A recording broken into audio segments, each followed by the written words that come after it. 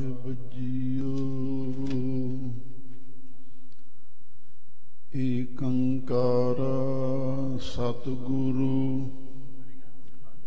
ਤੇ ਪ੍ਰਸਾਦ ਸਚ ਹੋਏ।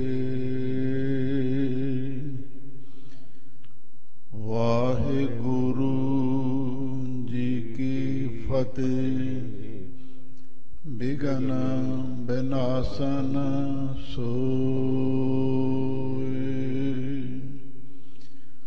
ਸ਼੍ਰੀ ਨਾਨਕ ਅੰਗਦ ਗੁਰੂ ਅਮਰਦਾਸ ਪਦ ਬੰਦ। ਰਾਮਦਾਸ ਅਰਜਨ ਗੁਰੂ ਵਾਰ ਸ੍ਰੀ ਹਰਿ ਗੋਬਿੰਦ। ਹਰਿ ਰਾਏ ਹਰਿ ਕ੍ਰਿਸ਼ਨ ਗੁਰ ਤੇਗ ਬਹਾਦਰ ਚੰਦ।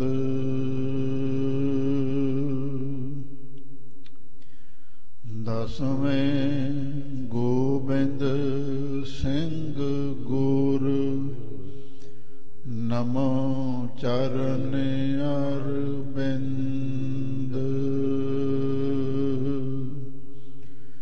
ਜਿਸ ਮੈਂ ਅੰਮ੍ਰਿਤ ਗਿਆਨ ਹੈ ਮਾਣਕ ਭਗਤ ਵੈਰਾਗ।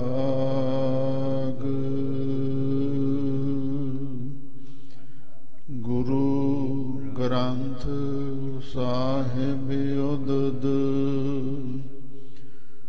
ਬੰਦੋਂ ਕਰ ਅਨੁਰਾਗ। ਸ੍ਰੀ ਗੁਰ ਸ਼ਬਦ ਕਮਾਏ ਜਿਨ ਜੀਤੇ ਪੰਜ ਬਿਕਾਰ। ਤਿਨ ਸੰਤਨ ਕੋ ਬੰਦਨਾ ਸਿਰ ਚਰਨਨ ਪਰ ਤਾਰ। ਤਿਨ ਸੰਤਨ ਕੋ ਬੰਦਨਾ ਸਿਰ ਚਰਨਨ ਪਰ ਤਾਰ। ਸਤਨਾਮ ਸ੍ਰੀ ਵਾਹਿਗੁਰੂ ਸਾਹਿਬ ਜੀ। ਨਿਸ਼ਾਨੀ ਛੰਦ ਸਾਲ ਅਖਾਰੋਂ ਬੰਸ ਕੋ ਗੁਰਤਾ ਹਮ ਲੈ ਹੈ। ਦੇਸ਼ ਵਿਦੇਸ਼ਣ ਸਗਲ ਤੇ ਪੂਜਾ ਕਰਵੈ ਹੈ। ਸਾਲ ਅਖਾਰੋਂ ਬੰਸ ਕੋ। ਵਾਹਿਗੁਰੂ ਜੀ ਕਾ ਖਾਲਸਾ ਵਾਹਿਗੁਰੂ ਜੀ ਕੀ ਫਤਿਹ। ਪਰਮ ਸਨਮਾਨਯੋਗ ਗੁਰੂ ਖਾਲਸਾ ਸਤ ਸੰਗਤ ਜੀਓ। ਆਪ ਸੰਗਤਾਂ ਨੂੰ ਭਲੀ ਭਾਂਤ ਵਿਦਿਤ ਹੈ ਸਾਡੇ ਸਿੱਖਾਂ ਦੇ ਪ੍ਰਥਮ ਗੁਰੂ ਜਾਹਰ ਪੀਰ ਜਗਤ ਗੁਰੂ ਬਾਬਾ ਗੁਰੂ ਨਾਨਕ ਦੇਵ ਗੋਬਿੰਦ ਰੂਪ ਧੰਨ ਧੰਨ ਸ਼੍ਰੀ ਗੁਰੂ ਨਾਨਕ ਦੇਵ ਮਹਾਰਾਜ ਦਾ ਪਾਵਨ ਪ੍ਰਕਾਸ਼ ਪੁਰਬ ਦਿਹਾੜਾ ਬਹੁਤ ਕਰੀਬ ਆ ਚੁੱਕਿਆ ਹੈ। ਸਤਿਗੁਰੂ ਦੇ ਪਾਵਨ ਪ੍ਰਕਾਸ਼ ਪੁਰਬ ਦੀ ਖੁਸ਼ੀ ਅੰਦਰ ਜਿੱਥੇ ਵੀ ਗੁਰੂ ਨਾਨਕ ਨਾਮ ਲੇਵਾ ਕੋਈ ਵੀ ਗੁਰਸਿੱਖ ਮਾਈ ਭਾਈ ਬੈਠਾ ਹੈ, ਉਹ ਸ਼ਰਧਾ ਭਾਵਨਾ ਪ੍ਰੇਮਾ ਭਗਤੀ ਦੇ ਨਾਲ ਆਪਣੇ ਸਤਿਗੁਰੂ ਦਾ ਪ੍ਰਕਾਸ਼ ਪੁਰਬ ਮਨਾ ਰਿਹਾ ਹੈ। ਭਾਈ ਸਾਹਿਬ ਭਾਈ ਗੁਰਦਾਸ ਜੀ ਨੇ ਲਿਖਿਆ ਹੈ, ਕੁਰਬਾਨੀ ਤਿੰਨਾਂ ਗੁਰਸਿੱਖਾਂ ਆਏ ਭਗਤ ਗੁਰਪੁਰਬ ਕਰੰਦੇ, मैं उन्हां गुरसिखां तो कुर्बान जाना हाँ जो गुरु दा प्यार, गुरु दी भगती मन विच धारण करके अपने गुरुआं दे पुरब इतिहासक दिहाड़े मनाउंदे हन। गुरुद्वारा श्री गुरु सिंह सभा माल्टन वालों भी हर साल उपराला किया जाता है। सतगुरु दे पावन प्रकाश पुरब नूं समर्पित तुरकी बाणी आई तन सगली चिंत मिटाई आद श्री गुरु ग्रंथ साहिब जी ने समेत श्री जपजी साहिब ने अखंड पाठ आरंभ किए जाते हैं। सारा प्रोग्राम तुसी सुन ही लिया है, लाइव ब्रॉडकास्ट किया जा रहा है। संगतां दूर नेड़े लाह प्राप्त करदियां हन। ये एक महाकुंभ है। कुंभ दे मेले ते हिंदुस्तान दे अंदर बहुत सारे लोग साधु मंडलियां तीर्थां ते एकत्र हुंदियां ने, पर ये जो गुरबाणी दा कुंभ है सानू किधरे जाण दी भी लोड़ नहीं। अपने घरां दे विच बैठ के सतगुरु दी बाणी सुनो। निर्मल निर्मल निर्मल तेरी बाणी घट घट सुनी श्रवण बखिया। जिवें जिवें असीं बाणी नूं सुणदे हां उहदे नाल मन दे पाप नाश हो जाते हैं। वो किवें? जिस सतगुरु दा असीं प्रकाश पुरब मना रहे हां, हजूर दे चरणां दे विच संगतां ने बेनती की थी, ऐ गरीबन वाज सतगुरु जी, आप किरपा करके ये दसो तन दी मैल नूं पानी नाल धो के साफ कर लईदा है। जे कोई कपड़ा वस्त्र गंदा हो जावे उन्होंने साबण दे नाल साफ कर लईदा है। पर जिहड़ी साडी मत है, साडा मन है, उन्होंने मैल लगी हुई किवें धोती जा सकती है? तां गुरु नानक साहिब सच्चे पातशाह ने जवाब दिता, भरिए हाथ पैर तन देह, पानी धोता उतर सुखे, मूत पलीती कपड़ होए, दे साबून लिया होत। तीजे नंबर ते सतगुरु कहंदे ने, भरिए मत पापां कै संग, ओह धोपै नावै कै रख। जिहड़ी साडी बुद्धि नूं मत नूं मन नूं मैल लगी हुई है, उहनूं वाहिगुरु दे नाम दे नाल, अमृत बाणी दे नाल ही धोता जा सकता है। संगत ने बेनती की थी, महाराज कोई उदाहरण दे के समझाओ। तां गरीबन वाज सतगुरु जी ने आखिया, किसी भांडे विच, किसी बर्तन दे विच पानी भरिया होया कुछ देर तो बाद गंदा हो जाता है। क्यों? उस दे विच मिट्टी गर्द उड़ के पै जाती है।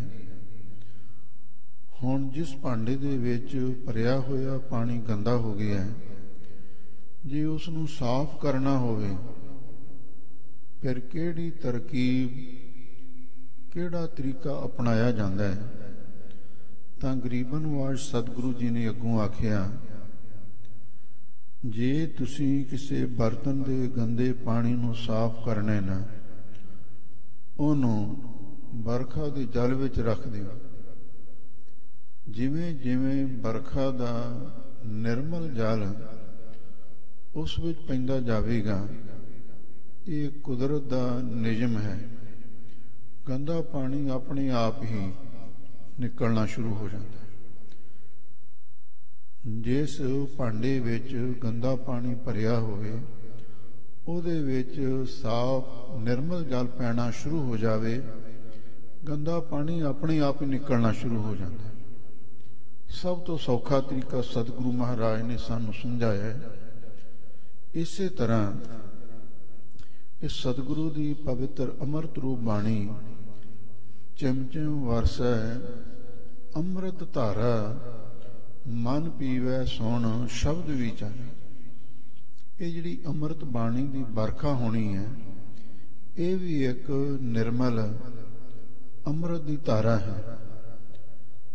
ਅਸੀਂ ਜਿਵੇਂ ਜਿਵੇਂ ਚਾਹੇ ਸੰਗਤ ਵਿੱਚ ਬੈਠ ਕੇ ਗੁਰੂ ਮਹਾਰਾਜ ਦੀ ਹਾਜ਼ੂਰੀ ਵਿੱਚ, ਤੇ ਚਾਹੇ ਆਪਣੇ ਘਰਾਂ ਦੇ ਵਿੱਚ ਬੈਠ ਕੇ ਵੀ ਸ਼ਰਧਾ ਭਾਵਨਾ ਪਿਆਰ ਦੇ ਨਾਲ ਸਤਿਗੁਰੂ ਦੀ ਬਾਣੀ ਸੁਣਾਂਗੇ, ਉਹਦੇ ਨਾਲ ਸਾਡੇ ਮਨ ਦੇ ਭਾਂਡੇ ਵਿੱਚ ਜਿਹੜਾ ਗੰਦਾ ਪਾਣੀ ਪਾਪਾਂ ਦਾ, ਵਿਕਾਰਾਂ ਦਾ ਭਰਿਆ ਹੋਇਆ, ਉਹ ਆਪਣੇ ਆਪ ਹੀ ਸਾਫ਼ ਹੋਣਾ ਸ਼ੁਰੂ ਹੋ ਜਾਂਦਾ ਹੈ। ਕਿਉਂ? ਇਹ ਕੁਦਰਤ ਦਾ ਨਿਯਮ ਹੀ ਹੈ। ਜਦੋਂ ਕਿਸੇ ਭਾਂਡੇ ਵਿੱਚ ਗੰਦਾ ਪਾਣੀ ਭਰਿਆ ਹੋਵੇ, ਉਹਨੂੰ ਬਰਖਾ ਦੇ ਜਲ ਵਿੱਚ ਰੱਖ ਦਿਓ। ਜਿਵੇਂ ਜਿਵੇਂ ਬਰਖਾ ਦਾ ਨਿਰਮਲ ਜਲ ਉਹਦੇ ਵਿੱਚ ਪ੍ਰਵੇਸ਼ ਹੁੰਦਾ ਹੈ, ਗੰਦਾ ਪਾਣੀ ਆਪਣੇ ਆਪ ਹੀ ਨਿਕਲਣਾ ਸ਼ੁਰੂ ਹੋ ਜਾਂਦਾ ਹੈ। ਅਸੀਂ ਇੱਕ ਪਾਸੇ ਸਤਿਗੁਰੂ ਦੀ ਬਾਣੀ ਨਾਲ ਸੁਰਤ ਜੋੜ ਲੈਂਦੇ ਹਾਂ, ਉਹ ਫਿਰ ਸਾਡੇ ਮਨ ਦੇ ਸਾਰੇ ਪਾਪਾਂ ਨੂੰ, ਤਾਪਾਂ ਨੂੰ ਦੂਰ ਕਰ ਦਿੰਦੀ ਹੈ। ਇਸੇ ਲਈ ਕਲਗੀਧਰ ਪਾਤਸ਼ਾਹ ਸਾਹਿਬੇ ਕਮਾਲ ਨੇ ਧੰਨ ਧੰਨ ਸ੍ਰੀ ਗੁਰੂ ਨਾਨਕ ਦੇਵ ਮਹਾਰਾਜ ਦੇ ਸੰਬੰਧ ਵਿੱਚ ਬਹੁਤ ਸੁੰਦਰ ਲਿਖਿਆ ਹੈ। ਤਿੰਨ ਬੇਦੀਆਂ ਕੀ ਕੁਲ ਵਿਖੇ ਪ੍ਰਗਟੇ ਨਾਨਕ ਰਾਏ, ਸਭ ਸਿੱਖਣ ਕੋ ਸੁਖ ਦਿਓ ਜੈ ਤੈ ਪਏ ਸਹਾਇ। ਇਹ ਗੁਰੂ ਨਾਨਕ ਸਾਹਿਬ ਜੀ ਦੀ ਮਹਿਮਾ ਹੈ। ਤੈਨੇ ਕਲਮੂ ਧਰਮ ਚਲਾਇਓ, ਸਭ ਸਾਧਨ ਕੋ ਰਾਹ ਬਤਾਇਓ। ਇਹ ਬਚਨ ਬੜੇ ਹੀ ਭਾਵਪੂਰਤ ਨੇ। ਸਾਹਿਬੇ ਕਮਾਲ ਹਕ ਹਕ ਆਦੇਸ਼ ਗੁਰੂ ਗੋਬਿੰਦ ਸਿੰਘ ਬਾਦਸ਼ਾਹ ਦਰਵੇਸ਼ ਗੁਰੂ ਗੋਬਿੰਦ ਸਿੰਘ, ਉਹ ਫਰਮਾਉਂਦੇ ਨੇ ਵੀ ਗੁਰੂ ਨਾਨਕ ਸਾਹਿਬ ਸੱਚੇ ਪਾਤਸ਼ਾਹ ਨੇ ਇਸ ਦੁਨੀਆ ਤੇ ਆ ਕੇ ਐਸਾ ਧਰਮ ਚਲਾਇਆ ਹੈ, ਸਭ ਸਾਧਨ ਕੋ ਰਾਹ ਬਤਾਇਓ। ਜਿੰਨੇ ਵੀ ਸਾਧੂ ਗੁਰਮੁਖ ਰੱਬ ਦੇ ਰਾਹ ਤੇ ਤੁਰਨ ਵਾਲੇ ਧਰਮੀ ਬੰਦੇ ਸਨ, ਉਹਨਾਂ ਨੂੰ ਰੱਬ ਨੂੰ ਮਿਲਣ ਦਾ ਐਨ ਸਿੱਧਾ ਰਸਤਾ ਉਹਨਾਂ ਨੂੰ ਦਿਖਾ ਦਿੱਤਾ। ਭਾਈ ਗੁਰਦਾਸ ਜੀ ਨੇ ਲਿਖਿਆ ਹੈ, ਮਾਰਿਆ ਸਿੱਕਾ ਜਗਤ ਵਿੱਚ ਨਾਨਕ ਨਿਰਮਲ ਪੰਥ ਚਲਾਇਆ। ਇਸੇ ਤਰ੍ਹਾਂ ਇਹ ਵੀ ਭਾਈ ਗੁਰਦਾਸ ਜੀ ਨੇ ਲਿਖਿਆ ਹੈ, ਇਹ ਜਿਹੜਾ ਗੁਰੂ ਨਾਨਕ ਦਾ ਧਰਮ ਹੈ, ਗੁਰੂ ਨਾਨਕ ਦਾ ਪੰਥ ਹੈ, ਇਹ ਦੂਜੇ ਪੰਥਾਂ ਨਾਲੋਂ, ਦੂਜੇ ਮਜ਼੍ਹਬਾਂ ਨਾਲੋਂ ਵੱਖਰਾ ਹੈ। ਸ਼ਬਦ ਜਿਤੀ ਸਿੱਧ ਮੰਡਲੀ ਕੀ ਤੁਸ ਆਪਣਾ ਪੰਥ ਨਿਰਾਲਾ। ਖਾਲਸਾ ਪੰਥ ਪਹਿਲਾਂ ਤੋਂ ਨਿਰਾਲਾ ਪੰਥ ਹੈ। ਹੁਣ ਕਈ ਲੋਕ, ਕਈ ਧਰਮ, ਕਈ ਮਜ਼ਹਬ, ਕਈ ਸਰਕਾਰਾਂ ਵੀ ਸਿੱਖ ਧਰਮ ਨੂੰ ਵੱਖਰਾ ਧਰਮ ਮੰਨਣ ਲਈ ਤਿਆਰ ਨਹੀਂ। ਪਰ ਹੁਣ ਭਾਈ ਗੁਰਦਾਸ ਜੀ ਕਹਿੰਦੇ ਨੇ ਕਿ ਤੁਸ ਆਪਣਾ ਪੰਥ ਨਿਰਾਲਾ। ਤੇ ਕਲਗੀਧਰ ਪਾਤਸ਼ਾਹ ਨੇ ਵੀ ਸਾਫ਼ ਕਹਿ ਦਿੱਤਾ, ਜਬ ਲਗ ਖਾਲਸਾ ਰਹੇ ਨਿਆਰਾ ਤਬ ਲਗ ਤੇਜ ਜੀਉ ਮੈਂ ਸਾਰਾ। ਖਾਲਸਾ ਦੂਜਿਆਂ ਨਾਲੋਂ ਨਿਆਰਾ ਹੈ। ਇਸੇ ਲਈ ਸਿੱਖ ਧਰਮ ਸੁਤੰਤਰ ਧਰਮ ਹੈ। ਕਲਗੀਧਰ ਪਾਤਸ਼ਾਹ ਫਰਮਾਉਂਦੇ ਨੇ, ਤੈਨੇ ਹੀ ਕਲਮੋਂ ਧਰਮ ਚਲਾਇਓ, ਸਭ ਸਾਧਨ ਕੋ ਰਾਹ ਬਤਾਇਓ, ਜੋ ਤਾਕੇ ਮਾਰਗ ਮੋਹ ਆਏ ਤੇ ਕਬਹੂ ਨਹੀਂ ਪਾਪ ਸੰਤਾਏ।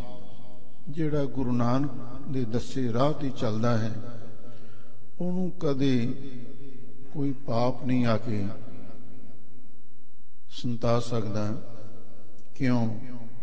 ਗੁਰੂ ਨਾਨਕ ਦਾ ਪੰਥ ਪਾਪਾਂ ਤੇ ਤਾਪਾਂ ਨੂੰ ਨਾਸ਼ ਕਰਨ ਵਾਲਾ ਹੈ।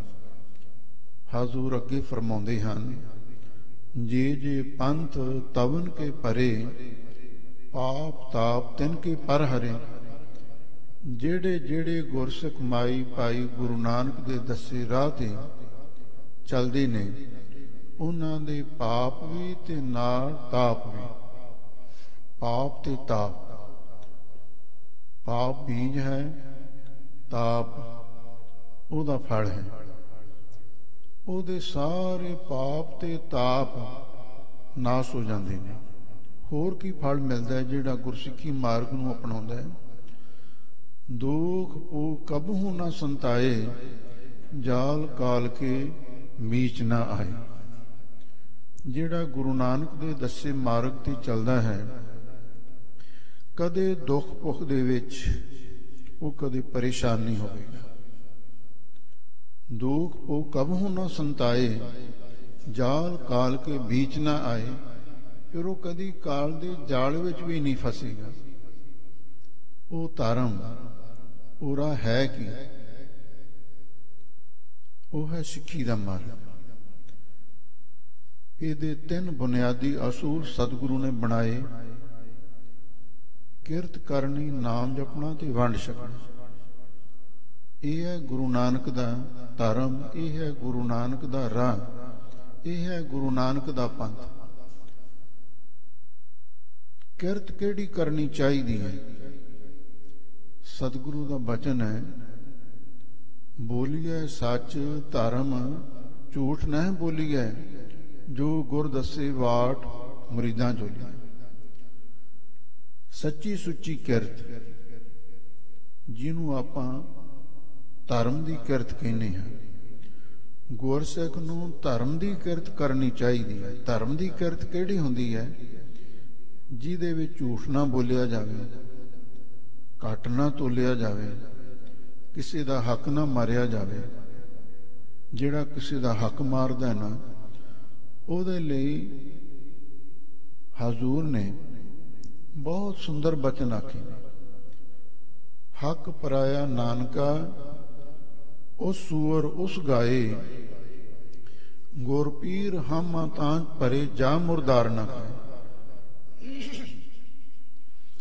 ਗਰੀਬਨਵਾਜ ਸਤਿਗੁਰੂ ਜੀ ਕਹਿਣ ਲੱਗੇ, ਜਿਹੜਾ ਪਰਾਇਆ ਹੱਕ ਹੈ ਉਹ ਹਰ ਧਰਮ ਦੇ ਲਈ, ਹਰ ਧਰਮ ਦੇ ਅਨਿਆਈ ਲਈ ਬਹੁਤ ਮਾੜਾ ਹੈ। ਜੇ ਕੋਈ ਮੁਸਲਮਾਨ ਹੈ, ਇਸਲਾਮ ਧਰਮ ਨੂੰ ਸਵੀਕਾਰ ਕਰਦਾ ਹੈ, ਉਹ ਵੀ ਧਿਆਨ ਨਾਲ ਸੁਣ ਲਵੇ। ਜੇ ਕੋਈ ਹਿੰਦੂ ਹੈ ਉਹ ਵੀ ਸੁਣ ਲਵੇ। ਹਜ਼ੂਰ ਕਹਿੰਦੇ ਜਿਹੜਾ ਪਰਾਇਆ ਹੱਕ ਹੈ ਉਹ ਸੂਰ ਉਸ ਗਾਏ। ਉਸ ਤੋਂ ਭਾਵ ਹੈ ਮੁਸਲਮਾਨ ਦੇ ਲਈ ਸੂਰ ਦੇ ਬਰਾਬਰ ਹੈ। ਕਿਉਂਕਿ ਮੁਸਲਮਾਨ ਲੋਕ ਸੂਰ ਦੇ ਮਾਸ ਨੂੰ ਖਾਣਾ ਨਖਿੱਧ ਸਮਝਦੇ ਨੇ, ਸੂਰ ਨੂੰ ਬਦ ਆਖਦੇ ਨੇ, ਸਭ ਤੋਂ ਮਾੜਾ। ਤੇ ਹਿੰਦੂ ਲੋਕਾਂ ਵਾਸਤੇ ਸਤਿਗੁਰੂ ਕਹਿੰਦੇ ਨੇ ਉਸ ਗਾਏ ਤੁਹਾਡੇ ਲਈ ਗਾਂ ਦੇ ਮਾਸ ਬਰਾਬਰ ਹੈ। ਕਿਉਂ? ਮੁਸਲਮਾਨ ਸੂਰ ਦਾ ਮਾਸ ਨਹੀਂ ਖਾਂਦੇ, ਉਹਨੂੰ ਨਖਿੱਧ ਸਮਝਦੇ ਨੇ। ਤੇ ਹਿੰਦੂ ਲੋਕ ਗਊ ਦੇ ਮਾਸ ਨੂੰ ਖਾਣਾ ਬੱਜਰ ਪਾਪ ਸਮਝਦੇ ਨੇ। ਹਜ਼ੂਰ ਕਹਿੰਦੇ ਜਿਵੇਂ ਹਿੰਦੂ ਤੇ ਮੁਸਲਮਾਨ ਸੂਰ ਤੇ ਗਾਂ ਦੇ ਮਾਸ ਨੂੰ ਬੁਰਾ ਸਮਝਦੇ ਨੇ, ਤੇ ਪਰਾਇਆ ਹੱਕ ਖਾਣਾ ਏਦੋਂ ਵੀ ਮਾੜਾ ਹੈ। ਕਿੰਨੀ ਉੱਤਮ ਸਿੱਖਿਆ ਹੈ। ਤੇ ਸਾਨੂੰ ਕੀ ਕਹਿੰਦੇ ਨੇ? ਗੁਰੂ ਨਾਨਕ ਦੇ ਰਸਤੇ ਚੱਲਣ ਵਾਲਿਓ, ਤੁਸੀਂ ਵੀ ਸੁਣ ਲਓ। ਜੇ ਪਰਾਇਆ ਹੱਕ ਮੁਸਲਮਾਨ ਦੇ ਲਈ ਸੂਰ ਵਾਂਗੂ ਮਾੜਾ ਹੈ, ਹਿੰਦੂ ਲੋਕਾਂ ਦੇ ਵਾਸਤੇ ਗਊ ਦੇ ਮਾਸ ਦੇ ਬਰਾਬਰ ਹੈ, ਤੇ ਤੁਹਾਡੇ ਲਈ ਉਹ ਮੁਰਦਾਰ ਹੈ। ਮੁਰਦਾਰ ਕਹਿੰਦੇ ਜਿਹੜਾ ਮਰਿਆ ਪਸ਼ੂ। ਜਿਹੜੇ ਲੋਕ ਮਾਸਾਹਾਰੀ ਵੀ ਨਹੀਂ ਨਾ, ਜੇ ਕੋਈ ਬਿਮਾਰੀ ਦੇ ਨਾਲ ਪਸ਼ੂ ਮਰਿਆ ਹੋਵੇ, ਐਕਸੀਡੈਂਟ ਦੇ ਨਾਲ ਮਰਿਆ ਹੋਵੇ, ਉਹਦਾ ਮਾਸ ਨਹੀਂ ਉਹ ਖਾਂਦੇ। ਇਸ ਵਾਸਤੇ ਹਜ਼ੂਰ ਕਹਿੰਦੇ ਕੂੜ ਬੋਲ ਮੁਰਦਾਰ ਖਾਏ। ਸਿੱਖੋ, ਜੇ ਤੁਸੀਂ ਵੀ ਝੂਠ ਬੋਲ ਕੇ ਕਿਸੇ ਦਾ ਹੱਕ ਖਾਓਗੇ, ਤੁਹਾਡੇ ਲਈ ਮੁਰਦਾਰ ਹੈ, ਤੁਸੀਂ ਵੀ ਇਹ ਕੰਮ ਨਹੀਂ ਕਰਨਾ। ਕਾਲ ਖਾਏ ਕਿਛ ਹੱਥਾਂ ਹੁੰਦੇ, ਨਾਨਕ ਰਾਹੋ ਪਛਾਣੈ। ਇਹ ਗੁਰੂ ਨਾਨਕ ਦਾ ਧਰਮ ਹੈ, ਗੁਰੂ ਨਾਨਕ ਦਾ ਰਾਹ ਹੈ, ਗੁਰੂ ਨਾਨਕ ਦਾ ਪੰਥ ਹੈ। ਧਰਮ ਦੀ ਕਿਰਤ ਕਰਨੀ, ਸੱਚੀ ਸੁੱਚੀ ਕਿਰਤ ਕਰਨੀ ਹੈ। ਦੂਸਰੇ ਨੰਬਰ ਤੇ ਸਤਿਗੁਰੂ ਨੇ ਆਖਿਆ ਨਾਮ ਜਪਣਾ। ਨਾਮ ਕਿਹਦਾ ਜਪਣਾ? ਜਿਸ ਕਰਤਾ ਪੁਰਖ ਵਾਹਿਗੁਰੂ ਪਰਮੇਸ਼ਰ ਨੇ ਸਾਨੂੰ ਸੰਸਾਰ ਵਿੱਚ ਭੇਜਿਆ ਹੈ, ਤੇ ਜਿਸ ਨੇ ਮਾਤਾ ਦੇ ਗਰਭ ਦੇ ਵਿੱਚ ਸਾਡੀ ਰੱਖਿਆ ਕੀਤੀ, ਪਰਵਰਿਸ਼ ਕੀਤੀ, ਤੇ ਫਿਰ ਸਾਨੂੰ ਜਨਮ ਦਿੱਤਾ ਹੈ। ਜਨਮ ਤੋਂ ਬਾਅਦ ਬੱਚਿਆਂ ਲਈ ਜੋ ਵੀ ਖਾਣ ਪੀਣ ਦੇ ਬੰਦੋਬਸਤ ਕੀਤੇ ਜਾਂਦੇ ਨੇ, ਉਹ ਸਾਰੇ ਪਦਾਰਥ ਵਾਹਿਗੁਰੂ ਨੇ ਸਾਡੇ ਲਈ ਬਣਾਏ। ਫਿਰ ਜਵਾਨ ਹੁੰਦਾ ਹੈ, ਜਵਾਨ ਤੋਂ ਬਾਅਦ ਬਿਰਧ ਹੋ ਜਾਂਦਾ ਹੈ। ਉਸ ਵਾਹਿਗੁਰੂ ਪਰਮੇਸ਼ਰ ਨੇ ਹੀ ਹਰ ਜੀਵ ਨੂੰ ਸੰਸਾਰ ਵਿੱਚ ਭੇਜਿਆ। ਨਾਮ ਉਹਦਾ ਜਪਣਾ। ਸੁਖਮਨੀ ਸਾਹਿਬ ਬਾਣੀ ਵਿੱਚ ਗੁਰੂ ਅਰਜਨ ਦੇਵ ਮਹਾਰਾਜ ਫਰਮਾਉਂਦੇ ਹਨ, ਰਮਈਆ ਕੀ ਗੁਣ ਚੇਤ ਪ੍ਰਾਨੀ, ਕਵਨ ਮੂਲ ਤੇ ਕਵਨ ਦ੍ਰਿਸ਼ਟਾਨੀ। ਐ ਪ੍ਰਾਣੀ, ਐ ਬੰਦਿਆ, ਤੂੰ ਉਸ ਪਰਮ ਪਿਤਾ ਪਰਮਾਤਮਾ ਦੇ ਪਰਉਪਕਾਰਾਂ ਨੂੰ ਯਾਦ ਕਰਿਆ ਕਰ। ਕਵਨ ਮੂਲ ਤੇ ਕਵਨ ਦ੍ਰਿਸ਼ਟਾਨੀ, ਤੇਰਾ ਮੂਲ ਕੀ ਸੀ? ਸਾਡਾ ਸਰੀਰ ਕਿਵੇਂ ਬਣਦਾ ਹੈ, ਇਹਦੇ ਬਾਰੇ ਕਦੀ ਸੋਚਿਆ? ਸਤਿਗੁਰੂ ਬਾਣੀ ਵਿੱਚ ਕਹਿੰਦੇ ਨੇ, ਮਾਂ ਕੀ ਰਾਖਤ ਪਿਤਾ ਬਿੰਦ ਧਾਰਾ, ਸੂਰਤ ਮੂਰਤ ਕਰਿਆ ਕਰ। ਮਾਂ ਦੀ ਰਾਖਤ ਪਿਤਾ ਦੀ ਬਿੰਦ ਤੋਂ ਸਾਡੇ ਸਰੀਰ ਪੈਦਾ ਹੋਏ ਨੇ। ਪਰ ਉਹ ਕੀ ਚੀਜ਼ ਹੈ, ਮੂਲ ਕੀ ਹੈ, ਤੇ ਉਹ ਤੋਂ ਕਿੰਨਾ ਸੋਹਣਾ ਸਾਡਾ ਸਰੀਰ ਬਣਾ ਦਿੱਤਾ। ਇਹ ਉਸ ਵਾਹਿਗੁਰੂ ਪਰਮੇਸ਼ਰ ਦਾ ਪਰਉਪਕਾਰ ਨਹੀਂ ਤੇ ਹੋਰ ਕੀ ਹੈ।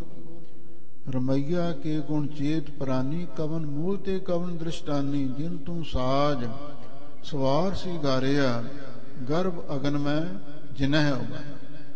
ਹਜ਼ੂਰ ਅੱਗੇ ਲਿਖਦੇ ਨੇ, ਬਾਲ ਬਵਸਥਾ ਤੁਝ ਹੈ ਪਿਆਰਾ ਦੂਧ।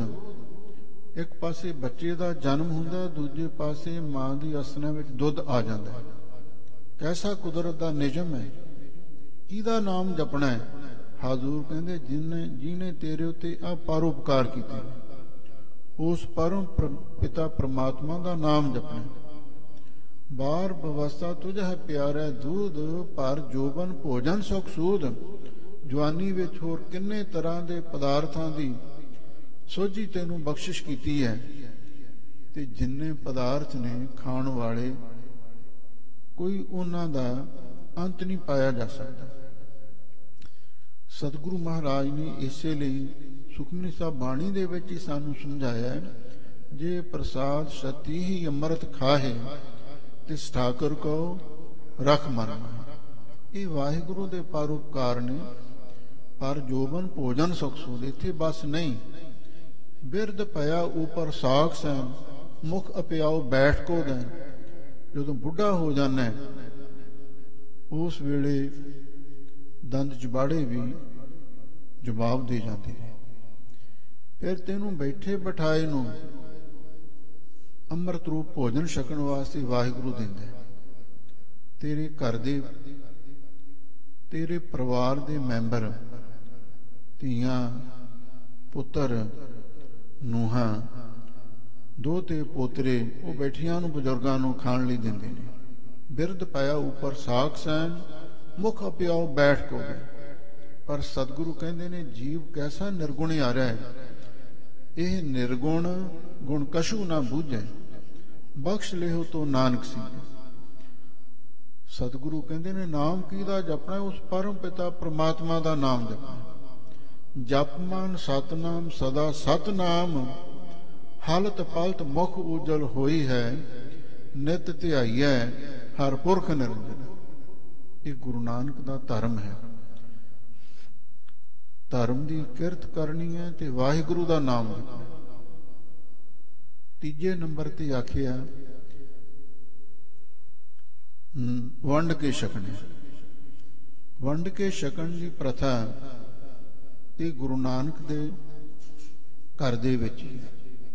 ਹਜ਼ੂਰ ਨੇ ਸਭ ਤੋਂ ਪਹਿਲਾਂ ਸੰਗਤ ਤੇ ਪੰਗਤ ਦੀ ਮਰਜ਼ਾਦਾ ਚਲਾਈ ਤੇ ਗੁਰੂ ਅਮਰਦਾਸ ਮਹਾਰਾਜ ਨੇ ਪਹਿਲੇ ਪੰਗਤ ਪਾਛੇ ਸੰਗਤ ਦਾ ਅਸੂਲ ਬਣਾ ਦਿੱਤਾ। ਪਹਿਲੇ ਪੰਗਤ ਪਾਛੇ ਸੰਗਤ। ਪੰਗਤ ਤੋਂ ਭਾਵ ਲੰਗਰ ਦੀ ਮਰਜ਼ਾਦਾ। ਆਦਮੀ ਬਾਹਰੋਂ ਦੂਰ ਦਰਾਡੇ ਤੋਂ ਸਫ਼ਰ ਕਰਕੇ ਆਉਂਦਾ ਹੈ, ਪੇਟ ਖਾਲੀ ਹੈ, ਭੁੱਖ ਲੱਗੀ ਹੋਈ ਹੈ, ਉਹਨੂੰ ਤੁਸੀਂ ਆਖੋ ਵੀ ਤੂੰ ਜਾ ਕੇ ਗੁਰਦੁਆਰੇ ਜਾ, ਮੰਦਰ ਮਸਜਿਦ ਵਿੱਚ ਜਾ, ਉੱਥੇ ਜਾ ਕੇ ਰੱਬ ਦੀ ਇਬਾਦਤ ਕਰ, ਬਾਣੀ ਪੜ੍ਹ, ਸਿਮਰਨ ਕਰ। ਜਿਹੜਾ ਭੁੱਖਾ ਆਦਮੀ ਉਹ ਭਗਤੀ ਨਹੀਂ ਕਰ ਸਕਦਾ। ਭੁੱਖੇ ਭਗਤ ਨਾ ਕੀਤਾ। ਇਸੇ ਲਈ ਸਤਿਗੁਰੂ ਨੇ ਆਖਿਆ ਜਿਹੜਾ ਗੁਰੂ ਘਰ ਵਿੱਚ ਆਉਂਦਾ ਹੈ, ਪਹਿਲੇ ਪੰਗਤ ਪਹਿਲਾ ਲੰਗਰ ਵਿੱਚੋਂ ਜਾ ਕੇ ਚਾਹ ਪਾਣੀ ਛਕ ਲਵੇ, ਲੰਗਰ ਛਕ ਲਵੇ। ਆਪਣੇ ਪੇਟ ਦੀ ਜਿਹੜੀ ਲੋੜ ਹੈ, ਪੇਟ ਦੀ ਭੁੱਖ ਹੈ, ਉਹਨੂੰ ਮਿਟਾ ਲਵੇ ਤੇ ਫਿਰ ਉਸ ਤੋਂ ਬਾਅਦ ਕੀ ਕਰਨਾ ਹੈ? ਫਿਰ ਸੰਗਤ ਵਿੱਚ ਆਉਣਾ ਹੈ। ਅੱਜ ਜਿੱਥੇ ਤੁਸੀਂ ਬੈਠੇ ਹੋ ਸੰਗਤ ਹੈ, ਹੇਠਾਂ ਲੰਗਰ ਹਾਲ ਹੈ, ਉਹਨੂੰ ਪੰਗਤ ਕਹਿੰਦੇ ਨੇ। ਪਹਿਲਾਂ ਪੰਗਤ ਵਿੱਚ ਆ ਕੇ ਲੰਗਰ ਛਕੋ, ਫਿਰ ਸੰਗਤ ਵਿੱਚ ਬੈਠ ਕੇ ਜਿਹੜਾ ਸ਼ਬਦ ਦਾ ਲੰਗਰ ਵਰਤਦੇ, ਆ ਸ਼ਬਦ ਦਾ ਲੰਗਰ ਹੈ, ਇਹਨੂੰ ਵੀ ਛਕਣਾ ਹੈ। ਪਰ ਕਈ ਵਾਰ ਅਜਿਹਾ ਹੁੰਦਾ ਹੈ, ਅਸੀਂ ਪੰਗਤ ਵਿੱਚ ਬੈਠ ਕੇ ਲੰਗਰ ਤਾਂ ਸਾਰੇ ਹੀ ਛਕ ਲੈਂਦੇ ਹਾਂ, ਪਰ ਸੰਗਤ ਵਿੱਚ ਆ ਕੇ ਜਿਹੜਾ ਸ਼ਬਦ ਦਾ ਲੰਗਰ ਹੈ ਉਹ ਵਿਰਲੇ ਛਕਦੇ ਨੇ। ਸਤਿਗੁਰੂ ਕਹਿੰਦੇ ਨੇ ਥਾਲ ਵਿੱਚ 3 ਵਸਤੂ ਪਈਓ। ਉਹ ਕਿਹੜਾ ਭੋਜਨ ਹੈ? ਇੱਕ ਥਾਲ ਹੈ, ਉਹਦੇ ਵਿੱਚ 3 ਵਸਤੂਆਂ, 3 ਪਦਾਰਥ ਪਰੋਸੇ ਹੋਏ ਨੇ। ਥਾਲ ਵਿੱਚ 3 ਵਸਤੂ ਪਈਓ, ਸਤ ਸੰਤੋਖ ਵਿਚਾਰੋ। ਉਹ ਕਿਹੜੇ 3 ਪਦਾਰਥ ਨੇ? ਸਤ, ਸੰਤੋਖ ਤੇ ਵਿਚਾਰ। ਸਤ ਤੋਂ ਭਾਵ ਹੈ ਸੱਚ ਬੋਲਣਾ, ਸੱਚਾ ਨਾਮ ਜਪਣਾ। ਸੰਤੋਖ ਇਹ ਧਰਮ ਦਾ ਵੱਡਾ ਗੁਣ ਹੈ। ਦਇਆ ਨੂੰ ਧਰਮ ਦੀ ਮਾਂ ਲਿਖਿਆ ਸਤਿਗੁਰੂ ਨੇ ਜਪਜੀ ਸਾਹਿਬ ਬਾਣੀ ਵਿੱਚ। ਸੰਤੋਖ ਨੂੰ ਧਰਮ ਦਾ ਪਿਤਾ ਗਰਦਾਨਿਆ। ਤਉ ਧਰਮ ਦਇਆ ਕਾ ਪੂਤ, ਸੰਤੋਖ ਥਾਪ ਰੱਖਿਆ ਜਨ। ਇਹ ਧਰਮ ਦੀ ਮਰਜ਼ਾਦਾ ਦਇਆ ਤੇ ਧਰਮ ਤੇ ਖਲੋਤੀ ਹੈ, ਦਇਆ ਤੇ ਸੰਤੋਖ ਗੁਣ ਤੇ। ਇਸੇ ਲਈ ਹਜ਼ੂਰ ਕਹਿੰਦੇ ਨੇ ਤੂੰ ਪਹਿਲਾਂ ਪੰਗਤ ਵਿੱਚ ਬੈਠ ਕੇ ਲੰਗਰ ਛਕਣਾ, ਫਿਰ ਸੰਗਤ ਵਿੱਚ ਬੈਠ ਕੇ ਆਤਮਕ ਭੋਜਨ ਵੀ ਛਕਣਾ। ਬਾਣੀ ਸੁਣਨੀ ਹੈ ਲਗਾਤਾਰ। ਹੁਣ ਬਾਣੀ ਦੇ ਪ੍ਰਵਾਹ ਚੱਲਣੇ ਨੇ, ਸੁਣਨੇ ਆ ਇਹ ਜਿੰਨਾ ਸਮਾਂ ਮਿਲੇ ਵੱਧ ਤੋਂ ਵੱਧ। ਤੇ ਫਿਰ ਗੁਰੂ ਘਰ ਦੇ ਵਿੱਚ ਕੀਰਤਨ ਕਥਾ ਦੇ ਪ੍ਰਵਾਹ ਵੀ ਚੱਲਦੇ ਨੇ। ਇਹ ਵੀ ਆਤਮਕ ਭੋਜਨ ਹੈ। ਇਤਿਹਾਸ ਦੀ ਗੁਰਬਾਣੀ ਦੀ ਕਥਾ ਵਿਚਾਰ, ਇਹ ਵੀ ਆਤਮਕ ਪਕਵਾਨ ਹੈ, ਇਹ ਵੀ ਛਕਣਾ। ਇੱਕ ਵਾਰ ਕਲਗੀਧਰ ਪਾਤਸ਼ਾਹ ਨੇ ਆਖਿਆ ਸੀ, ਕਿਸੇ ਸਿੰਘ ਨੇ ਆ ਕੇ ਬੇਨਤੀ ਕੀਤੀ, ਮਹਾਰਾਜ ਗੁਰਬਾਣੀ ਪੜ੍ਹਨ ਦਾ ਮਹਾਤਮ ਕੀ ਹੁੰਦਾ ਹੈ? ਤਾਂ ਹਜ਼ੂਰ ਕਹਿਣ ਲੱਗੇ, ਗੁਰਬਾਣੀ ਦਾ ਪਾਠ ਕਰਨਾ ਇਹ ਚਬੀਣੀ ਦਾ ਪ੍ਰਸ਼ਾਦ ਹੈ। ਚਬੀਣੀ, ਚਬੀਣੀ ਤੋਂ ਭਾਵ ਉਹ ਪ੍ਰਸ਼ਾਦ ਜਿਵੇਂ ਗੁਰੂ ਘਰ ਦੇ ਵਿੱਚ ਅਕਸਰ ਆਪਾਂ ਦੇਖਦੇ ਰਹੇ ਹਾਂ, ਪਿੰਡਾਂ ਦੇ ਵਿੱਚ ਕੜਾਹ ਪ੍ਰਸ਼ਾਦ ਦੀ ਦੇਗ ਸੰਗਰਾਂਦ ਵਾਲੇ ਦਿਨ ਜਾਂ ਖਾਸ ਕਿਸੇ ਪੁਰਬ ਦੇ ਸਮੇਂ ਤੇ ਬਣਾਈ ਜਾਂਦੀ ਸੀ। ਆਮ ਤੌਰ ਤੇ ਪਿੰਡਾਂ ਦੇ ਵਿੱਚ ਪਤਾਸੇ ਫੁੱਲੀਆਂ ਦਾ ਪ੍ਰਸ਼ਾਦ ਵਰਤਾਇਆ ਜਾਂਦਾ ਸੀ। ਉਹ ਜਿਹੜਾ ਫੁੱਲੀਆਂ ਪਤਾਸਿਆਂ ਦਾ ਸੁੱਕਾ ਪ੍ਰਸ਼ਾਦ ਹੈ, ਜਿਵੇਂ ਇੱਥੇ ਕਈ ਆ ਮਿਸ਼ਰੀ, ਬਦਾਮ, ਉਹ ਡਰਾਈ ਫਰੂਟ ਵੀ ਵਰਤਾਉਂਦੇ ਨੇ, ਉਹ ਚਬੀਣੀ ਦਾ ਪ੍ਰਸ਼ਾਦ ਹੈ। ਸਤਿਗੁਰੂ ਕਹਿਣ ਲੱਗੇ ਜਿਹੜਾ ਗੁਰਬਾਣੀ ਦਾ ਪਾਠ ਕਰਨਾ ਹੈ, ਗੁਰਬਾਣੀ ਪੜ੍ਹ ਕੇ ਸੁਣਾਉਣੀ ਹੈ, ਚਬੀਣੀ ਦਾ ਪ੍ਰਸ਼ਾਦ ਹੈ। ਤੇ ਜਿਹੜਾ ਗੁਰਬਾਣੀ ਦਾ ਕੀਰਤਨ ਕਰਕੇ ਸੁਣਾਉਣਾ ਹੈ, ਇਹ 3 ਮੇਲ ਦਾ ਦੇਸੀ ਘਿਓ ਦਾ ਕੜਾਹ ਪ੍ਰਸ਼ਾਦ ਹੈ, ਜਿਹਨੂੰ ਆ ਦੇ ਕਹਿੰਦੇ ਆ। ਇਹਦੇ ਵਿੱਚ ਪਤਾ ਨਹੀਂ ਗੁਰੂ ਨਾਨਕ ਸਾਹਿਬ ਜੀ ਨੇ ਕੀ ਕਲਾ ਵਰਤਾਈ ਹੈ। ਤੇ ਜਦੋਂ ਭੋਗ ਲੱਗ ਜਾਂਦਾ ਹੈ ਨਾ, ਤੇ ਫਿਰ ਸਾਰੇ ਗੁਰਸਿੱਖ ਮਾਈ ਭਾਈ ਸ਼ਰਧਾ ਭਾਵਨਾ ਦੇ ਨਾਲ ਉਹ ਪ੍ਰਸ਼ਾਦ ਲੈਂਦੇ ਨੇ। ਕੋਈ ਥੋੜਾ ਲਵੇ, ਕੋਈ ਬਹੁਤਾ ਲਵੇ, ਵੱਖਰੀ ਗੱਲ ਹੈ। ਹੁਣ ਪਹਿਲਾਂ ਤੇ ਲੋਕ ਸਰੀਰਕ ਤੌਰ ਤੇ ਵੀ ਤਕੜੇ ਹੁੰਦੇ ਸੀ, ਹੈਲਥੀ ਹੁੰਦੇ ਸੀ। ਉਹਦੇ ਜਿੰਨਾ ਵੀ ਸ਼ਾਦਾ ਹੁੰਦਾ ਸੀ ਤੇ ਉਹ ਖੁੱਲਾ ਸ਼ਾਦਾ ਵੀ ਛਕ ਲੈਂਦੇ ਸਨ। ਤੇ ਕਈ ਵਾਰੀ ਬਚਪਨ ਵਿੱਚ ਤੁਹਾਨੂੰ ਵੀ ਯਾਦ ਹੋਣਾ, ਦੂਰੂ ਦੀਰੂ ਵਾਲੀ ਵੀ ਦੇਗ ਲਈ ਜਾਂਦੀ ਸੀ।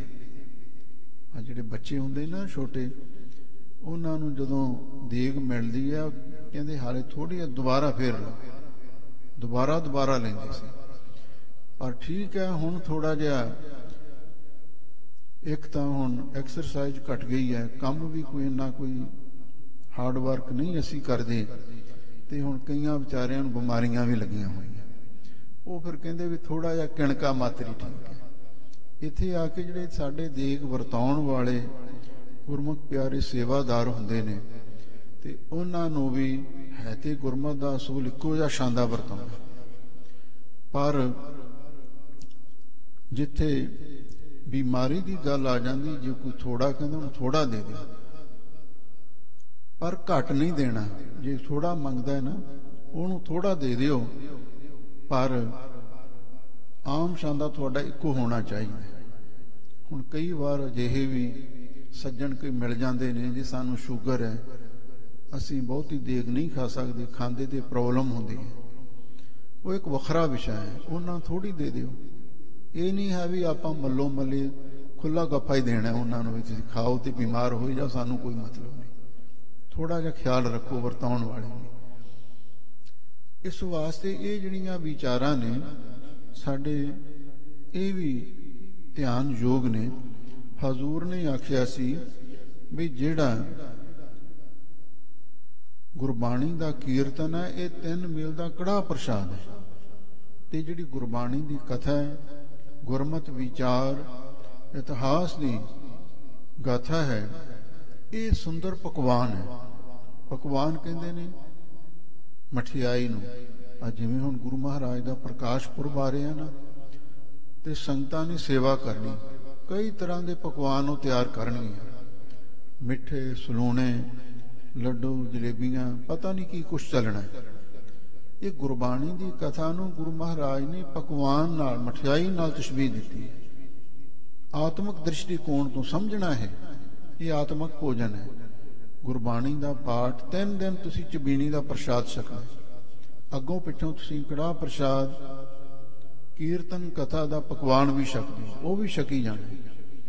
ਪਰ ਸਮੇਂ ਸਮੇਂ ਨਾਲ ਜਿਹੋ ਜਿਹਾ ਗੁਰੂ ਘਰ ਦੇ ਵਿੱਚ ਕੋਈ ਪੰਗਤ ਵਿੱਚ ਤੇ ਸੰਗਤ ਵਿੱਚ ਜਿਹੋ ਜਿਹਾ ਵੀ ਲੰਗਰ ਵਰਤਦਾ ਹੈ, ਉਹ ਭਾਈ ਸੰਗਤਾਂ ਛਕੋ ਤੇ ਨਾਲ ਗੁਰੂ ਗੁਰੂ ਜਪੋ।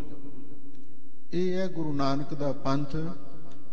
ਧਰਮ ਦੀ ਕਿਰਤ ਕਰਨੀ, ਵਾਹਿਗੁਰੂ ਦਾ ਨਾਮ ਜਪਣਾ ਤੇ ਵੰਡ ਕੇ ਛਕਣਾ। ਦੂਜਾ ਲੰਗਰ ਵੀ ਇੱਕੋ ਥਾਂ ਬੈਠ ਕੇ ਆਪਾਂ ਛਕਦੇ ਹਾਂ, ਤੇ ਸ਼ਬਦ ਦਾ ਲੰਗਰ ਵੀ ਰਾਣਾ ਰੰਕ ਬਰਾਬਰੀ ਪੈਰੀ ਪਵਨਾ ਜਗ ਵਰਤਾਇਆ, ਸਾਰੇ ਇੱਕੋ ਥਾਂ ਬੈਠ ਕੇ ਖਾਂਦੇ ਨੇ। ਇਹ ਗੁਰੂ ਨਾਨਕ ਸਾਹਿਬ ਦਾ ਪੰਥ ਹੈ। 4 ਵਰਨ 1 ਵਰਨ ਕਰ ਚਰਨਾਮਰਤ ਸਿੱਖਾਂ ਪੀ ਲਾਇਆ। ਉਹਨਾਂ ਨੇ 4 ਵਰਨਾਂ ਦਾ ਇੱਕੋ ਹੀ ਵਰਨ ਬਣਾ ਦਿੱਤਾ। ਇੱਥੇ ਕੋਈ ਉੱਚਾ ਨੀਵਾਂ ਨਹੀਂ, ਕੋਈ ਵੱਡਾ ਛੋਟਾ ਨਹੀਂ, ਕੋਈ ਗਰੀਬ ਅਮੀਰ ਨਹੀਂ। ਇੱਥੇ ਕੋਈ ਬਾਦਸ਼ਾਹ ਅਕਬਰ ਵਰਗਾ ਆ ਜਾਂਦਾ, ਉਹਨੂੰ ਪੰਗਤ ਵਿੱਚ ਹੀ ਬਹਿ ਕੇ ਲੰਗਰ ਛਕਣਾ ਪੈਂਦਾ। ਇਹ ਸਿੱਖੀ ਦੇ ਅਸੂਲ ਨੇ, ਵੰਡ ਕੇ ਛਕਣਾ। ਆਪਾਂ ਗੁਰੂ ਨਾਨਕ ਸਾਹਿਬ ਜੀ ਦਾ ਪ੍ਰਕਾਸ਼ ਪੁਰਬ ਮਨਾ ਰਹੇ ਹਾਂ, ਪਰ ਉਹਨਾਂ ਦੀ ਸਿੱਖਿਆ ਨੂੰ ਵੀ ਕਮਾਈਏ। ਗੁਰ ਕਹਿਆ ਸਾਕਾਰ ਕਮਾਵੋ ਗੁਰ ਕੀ ਕਰਨੀ ਕਾਹੇ ਤਾਹੇ। ਕੁਝ ਸਮਾਂ ਸੀ ਜਦੋਂ ਸਾਨੂੰ ਸਤਿਗੁਰੂ ਨੇ ਇਹ ਆਖਿਆ ਸੀ, ਕੂੜ ਨਖੁੱਟੇ ਨਾਨਕਾ ਓੜਕ ਸੱਚ ਦੇ। ਗੁਰਸਿੱਖਾਂ ਸੱਚ ਦੀ ਓਟ ਲੈਣੀ, ਹਮੇਸ਼ਾ ਸੱਚ ਦਾ ਪੱਲਾ ਫੜਨਾ, ਕਦੇ ਝੂਠ ਨਹੀਂ ਬੋਲਣਾ। ਪੁਰਾਤਨ ਸਿੱਖ ਚਾਹੇ ਉਹਨਾਂ ਦਾ ਜਾਨ ਚਲੀ ਜਾਵੇ ਪਰ ਉਹ ਸੱਚ ਬੋਲਦੇ ਸਨ। ਪਰ ਹੁਣ ਦੇ ਜਿਹੜੇ ਸਿੱਖ ਨੇ ਉਹ ਮਾੜੀ ਮਾੜੀ ਗੱਲ ਤੇ ਵੀ ਝੂਠ ਬੋਲਣ ਲਈ ਤਿਆਰ ਹੀ ਰਹਿੰਦੇ ਨੇ। ਇਹਨਾਂ ਗੱਲਾਂ ਤੋਂ ਬਚੋ। ਆ ਸਾਡੇ ਜਿਹੜੇ ਵੱਡੇ ਵੱਡੇ ਲੀਡਰ ਨੇ ਉਹ ਲੋਕਾਂ ਨਾਲ ਬੜੇ ਵਾਅਦੇ ਕਰਦੇ ਨੇ, ਸੰਗਤ ਵਿੱਚ ਵੀ, ਕਈ ਗੁਰੂ ਗ੍ਰੰਥ ਸਾਹਿਬ ਦੀ ਹਜ਼ੂਰੀ ਵਿੱਚ ਵੀ, ਮਗਰੋਂ ਫੇਰ ਮੁੱਕਰ ਜਾਂਦੇ ਨੇ। ਉਹਨਾਂ ਦਾ ਕੀ ਹੋਵੇਗਾ ਹਾਲ? ਇੱਕ ਵਾਰੀ ਇਤਿਹਾਸ ਵਿੱਚ ਪ੍ਰਸੰਗ ਆਉਂਦਾ ਹੈ, ਸੁਥਰੇ ਸ਼ਾਹ ਕਲਗੀਧਰ ਪਾਤਸ਼ਾਹ ਦੇ ਪਾਸ ਅਨੰਦਪੁਰ ਸਾਹਿਬ ਰਹਿੰਦਾ ਸੀ।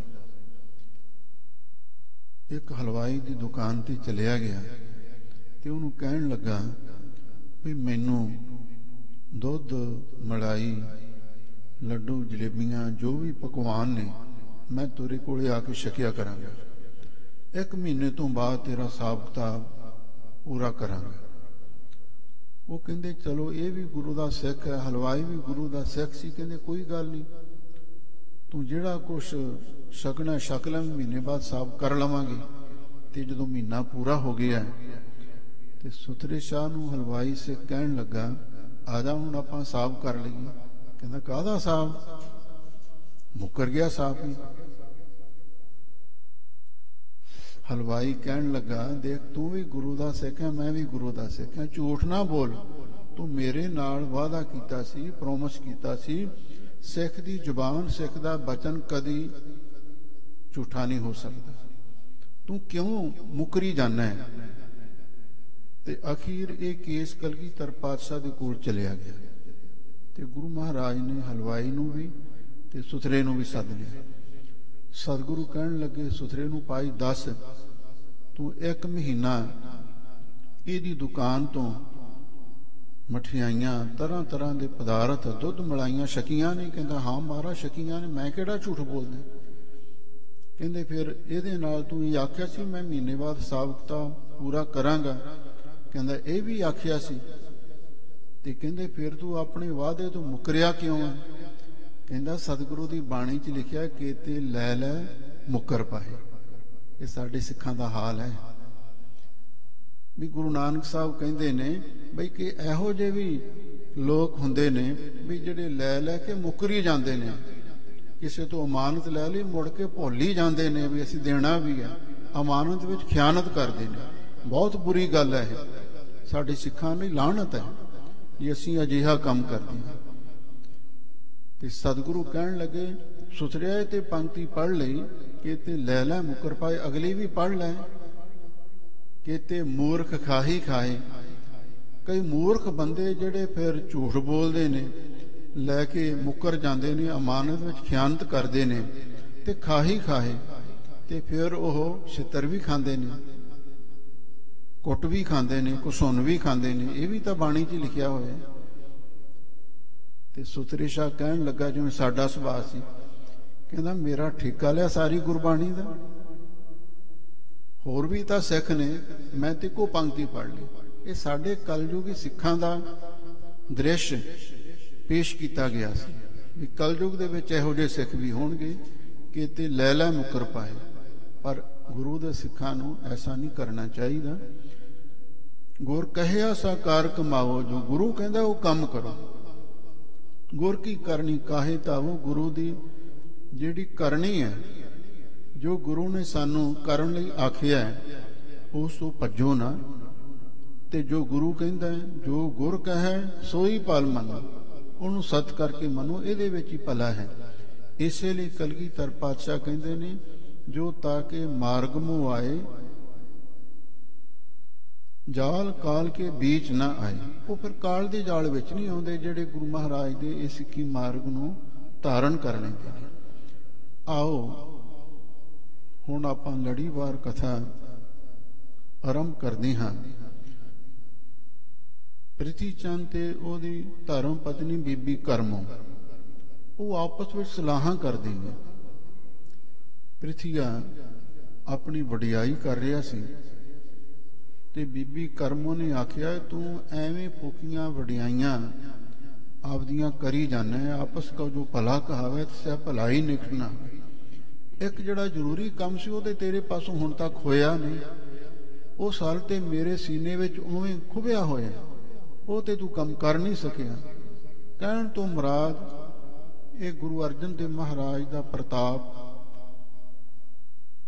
ਸਾਹਿਬਜ਼ਾਦੇ ਗੁਰੂ ਹਰਗੋਬਿੰਦ ਸਾਹਿਬ ਮਹਾਰਾਜ ਦਾ ਪ੍ਰਤਾਪ ਜਰ ਨਹੀਂ ਸੀ ਸਕਦੇ। ਇਹ ਉਹਨਾਂ ਨੂੰ ਹਮੇਸ਼ਾ ਲਈ ਉਹਨਾਂ ਦੀ ਅਲਖ ਮੁਕਾਉਣ ਦੀਆਂ ਗੋਂਦਾਂ ਗਾਉਂਦੇ ਰਹੇ ਨੇ। ਉਹ ਪ੍ਰਸੰਗ ਚੱਲ ਰਿਹਾ, ਸੰਗਤਾਂ ਪ੍ਰੇਮ ਨਾਲ ਸੁਣੋ ਤੇ ਇੱਕ ਵਾਰ ਪਿਆਰ ਦੇ ਨਾਲ ਆਖੋ, ਸਤਨਾਮ ਸ੍ਰੀ ਵਾਹਿਗੁਰੂ ਸਾਹਿਬ ਜੀ।